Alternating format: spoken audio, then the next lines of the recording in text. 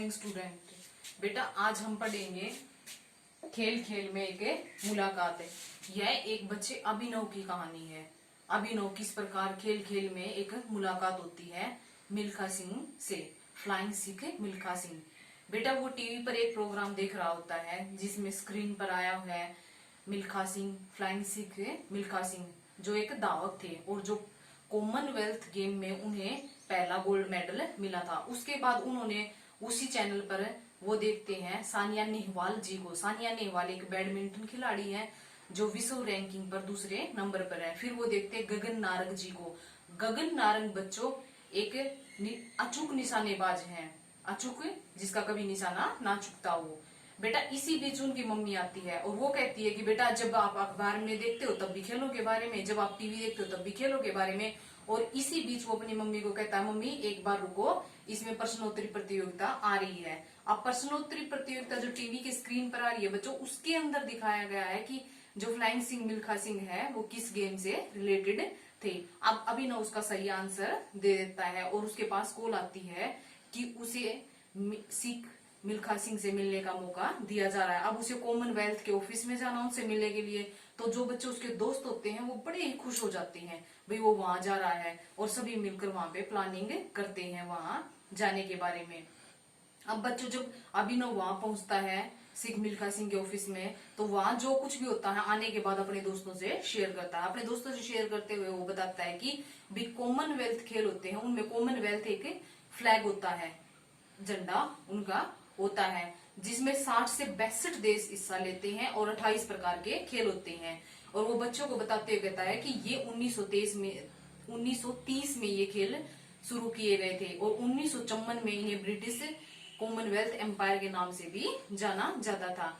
अब बच्चों उसमें बताता है कि किस किस प्रकार के खेल होते हैं, स्क्वैश, बैडमिंटन, तैराकी, एथलेटिक्स, खो खो, क्रिकेट आदि, शतरंज आदि खेल इसमें होते हैं, उसमें वो बताता है। और फिर वो एक वहां पे जितनी प्रकार की उसने खाना खाया भी, कितनी प्रकार की बेहतरीन डिशें उसे खाने के लिए वहां पे मिली। और उसने बताया कि जैसे ही वो लिफ्ट से वापस आ रहा था बच्चों, उसे वहां पे सानिया मिर्जा मिली। सानिया मिर्जा भी एक बैडमिंटन खिलाड़ी है बेटो, जो टेनिस की खिलाड़ी है वो।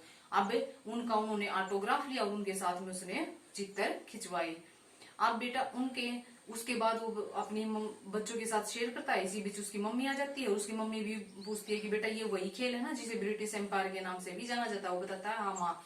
और उसकी माँ अपनी यादें ताजा करते हुए कहती है कि उस समय पर राजेंद्र सिंह और कंवलजीत सिंह ने इसमें हिस्सा लिया था। वो कहता है हाँ माँ बिल्कुल सही, आपको बिल्कुल सही सही याद है, ये वही खेल है। और बच्चों इसी बीच खेल खेल में वो जो उसकी मम्मी पकोड़े लेकर आई है, पकोड़े की शेप के अनुसार खेलों के नाम डिसाइड करते हैं। और फिर कहते हैं कि 2011 में होने वाली कॉमनवेल्थ प्रतियोगिता में क्रिकेट के बारे में जो प्रश्नोत्तरी में प्रश्न पूछा जाएगा वो उसका जवाब देके किसी और से मिलने का मौका हासिल करेंगे। बेटा हमने देखा कि भी खेल खेल में बच्चों ने भी कैसे प्रश्नोत्तरी का सही जवाब दिया और एक अच्छे खिलाड़ी से उन्हें मिलने का मौका मिला। बेटा अब हम करते हैं इसका परिचय, पाठ परिचय। इस पाठ में हम पढ़ेंगे कॉमनवेल्थ खेल के बारे में। बच्चों हमने जाना ना भी किस प्रकार 62 देश उसमें हिस्सा लेते हैं और 28 प्रकार के खेल होते हैं। अब उसमें भाग लेने वाले भारतीय खिलाड़ियों के बारे में। फिर है बेटा और जानेंगे साहित्य के बारे में जो एक टीवी की प्रश्नोत्तरी प्रतियोगिता में भाग लेता है।